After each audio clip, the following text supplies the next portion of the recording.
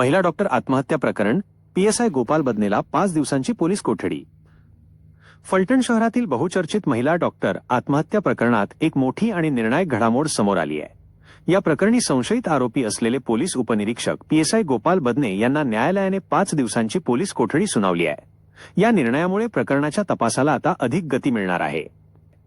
फलटण येथील एका महिला डॉक्टरने केलेल्या आत्महत्येमुळे संपूर्ण शहरात खळबळ उडाली होती। या आत्महत्येसाठी पीएसआय गोपाल बदने हे जबाबदार असल्याचा संशय व्यक्त होत होता। त्यानुसार त्यांच्यावर गुन्हा दाखल करण्यात आला होता। या प्रकरणी आज बदने यांना न्यायालयात हजर करण्यात आले। सरकारी पक्षाची मागणी। सरकारी वकिलांनी बदने यांच्यावर अत्यंत गंभीर स्वरूपाचे आरोप असल्याकडे न्यायालयाचे लक्ष वेधले। प्रकरणाचा सखोल तपास आणि पुरावे गोळा करण्यासाठी त्यांनी 7 दिवसांच्या पोलीस कोठडीची मागणी केली होती। बचाव पक्षाचा दावा। बचाव पक्षाच्या वकिलांनी मात्र आरोपी बदने हे निर्दोष असून त्यांना या प्रकरणात नाहक गोवण्यात येत असल्याचा दावा केला।